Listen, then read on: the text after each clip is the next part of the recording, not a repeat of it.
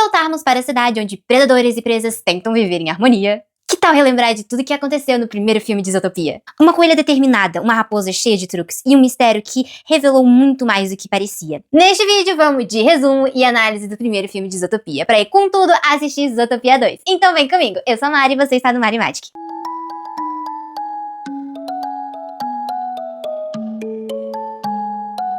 O filme começa de uma forma, assim, muito didática. Naquele tempo, o mundo era dividido em dois: vorazes predadores e presas fáceis. Mas com o tempo, nos desenvolvemos. Agora, predadores e presas vivem em harmonia. Enfim, o diferencial da Judy é porque, diferente de todos os coelhos, aparentemente, ela queria ser policial. Detalhe, nunca existiu uma policial coelha, né? Porque normalmente quem exercia essa função eram os predadores. E desde criança ela mostra essa determinação e essa coragem, porque os pais ficam questionando ela, colocando medo da menina, mas ela rebate tudo e todos. Inclusive ela tem uma rixa com uma raposa chamada Gideon Grey. Ela até é arranhada na cara por essa raposa, mas ela não desce do salto, entendeu? Ela não perde a pose, ela não desiste e ela vai pra academia de policiais. Zootopia tem 12 diferentes ecossistemas dentro de uma só cidade. 3 são apresentados nesse primeiro filme: Tundralândia, Praça do Saara e o Distrito Florestal. E na academia, a Judy tem que saber lidar com cada um desses distritos, porque ela vai trabalhar em todos. A princípio, ela é péssima. Ela cai. Bom, o prefeito tinha um projeto de inclusão de mamíferos, que provou ser bom graças à formação da Judy, né? Tudo política, galera. Enfim, a gata é destinada para Zootopia Zona Central. Uma coisa que eu amei no filme é porque escolheram a Shakira pra cantar as músicas. Gente, amo. E no 2, ela vai estar de volta. Só esperando a nova música que eu vou cantar no banho.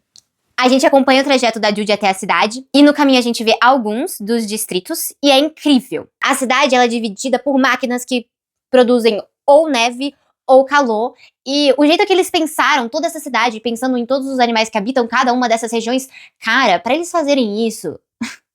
houve aí um estudo legal, entendeu? É um negócio que foi muito bom, que foi muito bem feito trabalhado. E aí chegamos em uma das melhores partes, na minha opinião. A Judy chega no apartamento dela, entendeu? Que era pra ser um negócio de luxo, super bonitinho e tal. E quando ela chega é um quarto acabado, só com uma cama ruim. E ela tem vizinhos super barulhentos e a parede é fina e, enfim, é horrível.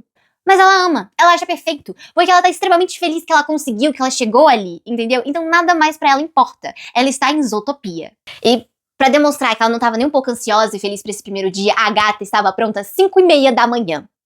Que era mais ou menos o horário que ela deveria estar acordando pra se arrumar, mas ela já tava pronta.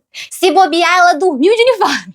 E ela vai até o centro policial lá, e é recebida pelo Garra Mansa, um divo também. E eles pegaram aqui um estereótipo de policial que a gente sempre tem. Sempre tem nos filmes antigos. Eu acredito que ainda nos atuais deve ter. Mas sempre tem aquele policial que é um pouquinho acima do peso e que sempre tá com uma rosquinha. Este é o caso do Garra Mansa.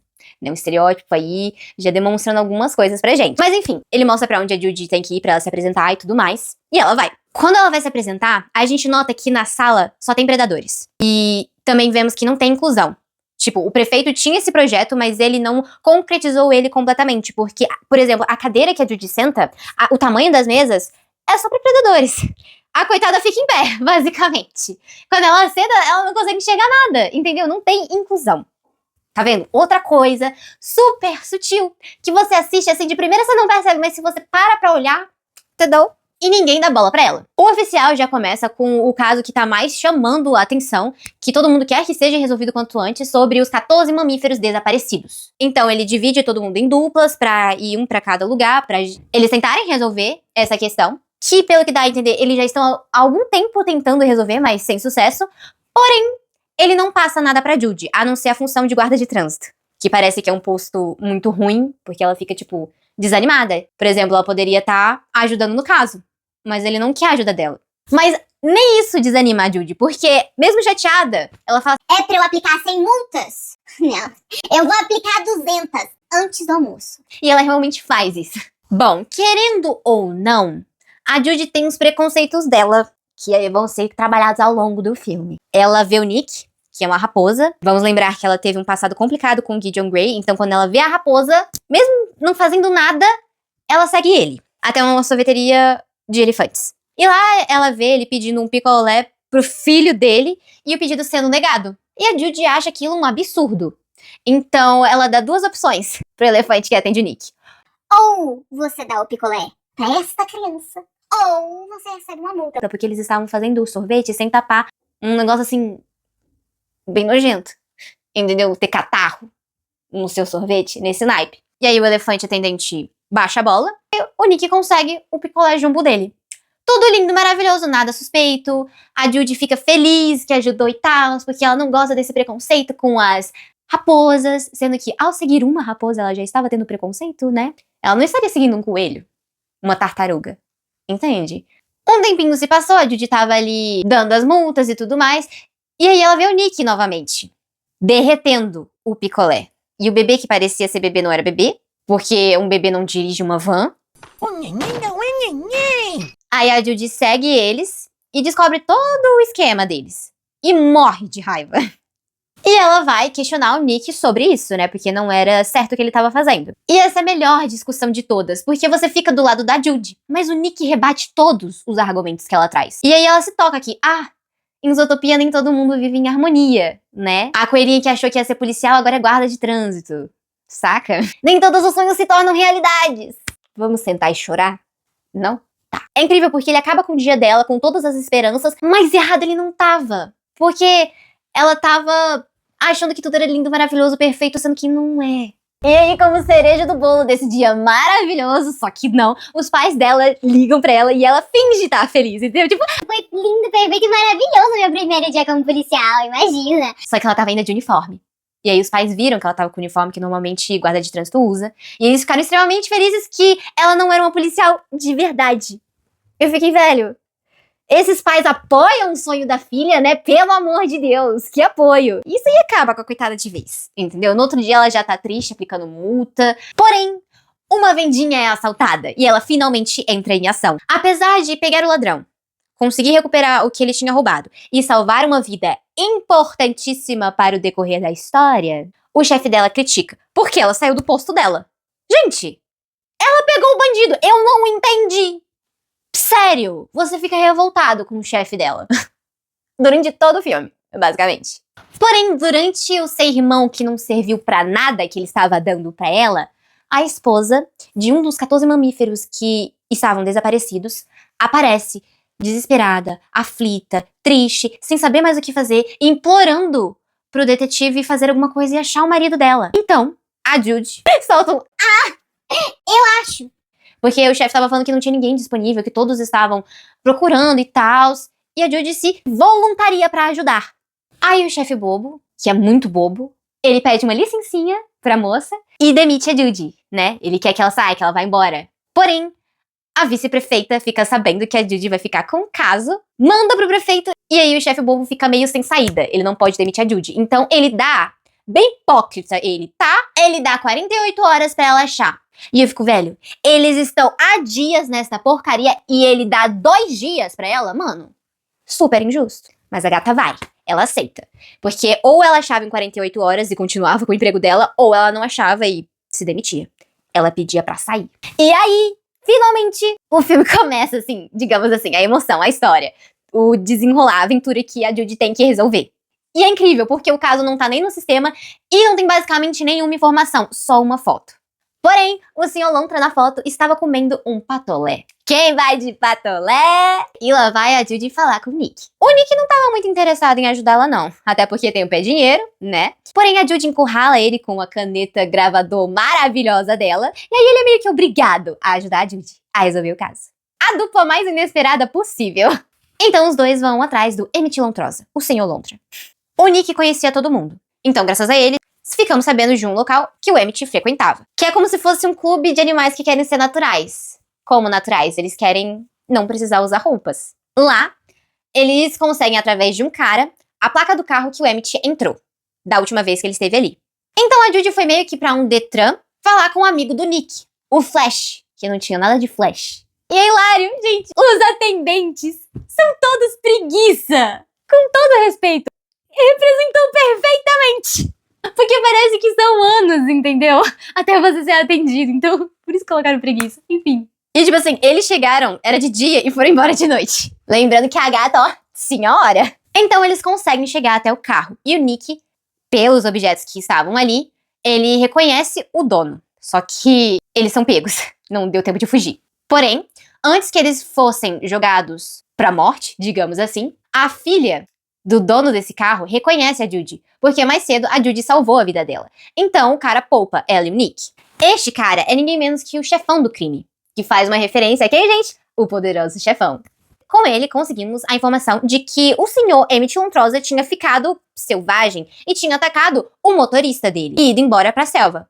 Então onde ele tava, só Deus sabe. E foi um negócio do nada. Então a próxima pista seria entrevistar o motorista, que foi a última pessoa que teve contato com o Emmett. Então a Judy e o Nick vão até o distrito florestal conversar com o Sr. Manchas. Ele aparentou estar com muito medo, né, do que tinha acontecido, comentou que o Emmett ficava gritando uivantes, mas não conseguiu falar mais nada porque do nada ele também se tornou selvagem.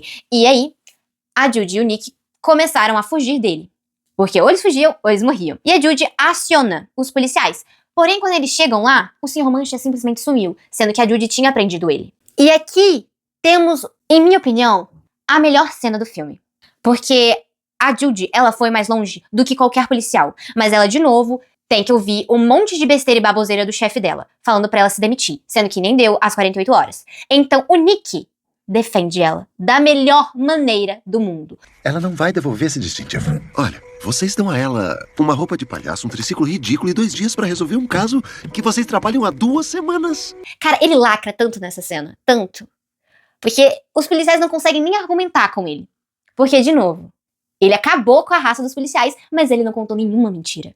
Cara, o Nick é incrível, sério. Nisso a gente fica sabendo um pouco mais sobre o Nick. Que ele fala que quando ele era criança, ele queria muito participar dos escoteiros, ele era o único predador, mas ele tava muito feliz, a mãe dele tinha juntado dinheiro suado pra ele conseguir o uniforme, porém ele é meio que atacado, é colocado focinheira na cara dele, porque onde é que eles iam confiar em uma raposa? Se uma raposa nunca pode ser confiável. Então ele guardou pra ele que se o mundo vai ver sempre uma raposa como mentirosa e traiçoeira, por que ele ia tentar ser diferente? Cara, pesado, velho!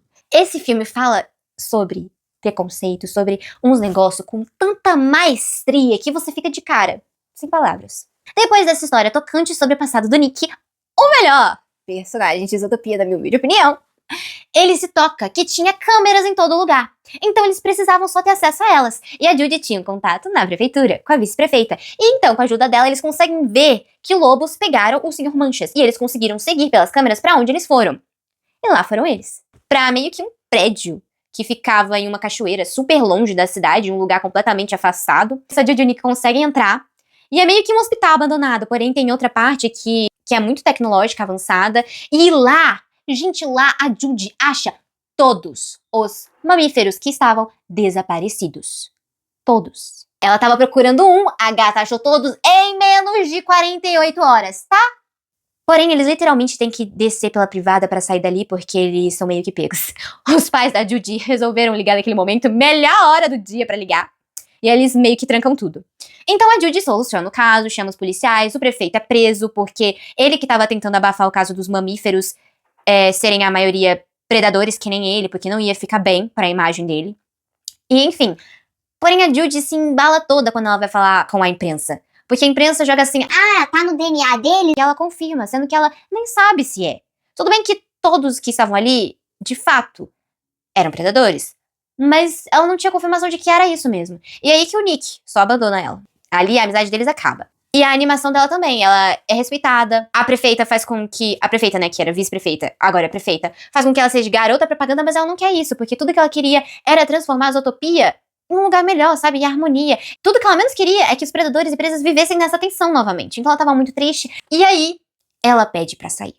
E volta pra casa. Porém, quando ela chega em casa e fica trabalhando ali com seus pais, ela encontra o Gideon Grey e, cara, ele tá vendendo tortas. Ele se desculpa com a Judy, né, fala sobre as inseguranças que ele tinha quando criança e, enfim, se abre com ela. E aí, ele acaba comentando que uma florzinha roxa lá, a família dele chamava de uivantes. E os pais dela comentam que uma vez um tio dela colocou na boca e ficou meio selvagem, mordendo todo mundo. E a Judy linka as informações. As uivantes que o Emmett Lontrosa estavam falando. Porque antes ela tava pensando que eram os lobos. Os uivos dos lobos, mas não era. Era aquela planta que tava fazendo os animais ficarem selvagens. Então ela volta correndo pra cidade atrás do Nick. E lá vão os dois, de volta pra ação pra resolver esse caso de uma vez, né, galera? Sabe a doninha que atacou aquela lojinha que a Judy pegou pela primeira vez?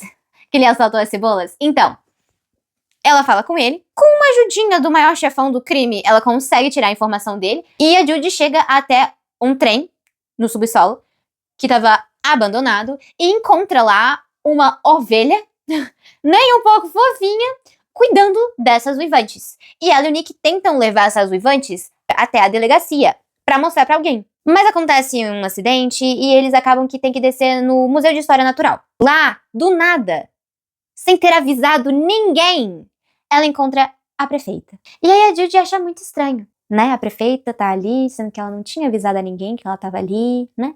Então a Judy começa a correr e a prefeita manda os policiais correrem atrás dela, porque quem estava por trás de todo esse esquema era a vice-prefeita. A personagem que você menos suspeita. Entendeu? Porque ela é basicamente a secretária do prefeito, super tímida, gaguejava, era quietinha. Você não suspeitava dela. Mas enfim, depois de um teatro, ela e o Nick conseguem fazer com que ela acabe falando sobre os crimes que cometeu. E a pessoa certa é finalmente presa.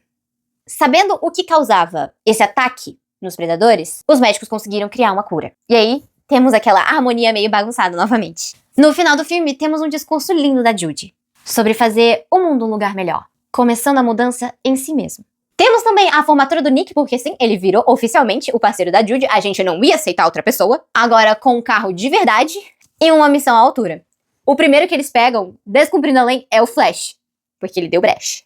E obviamente o filme tinha que terminar com o show da Gazela, porque essa é a cantora do momento. Todos os personagens falam dela, até o detetive bobo fica usando o aplicativo dela pra dançar com ela. Enfim, filme incrível, eu espero de todo o meu coração que este segundo consiga pelo menos ser tão incrível quanto, porque ser mais incrível do que esse primeiro eu acho difícil, mas a gente reza, né?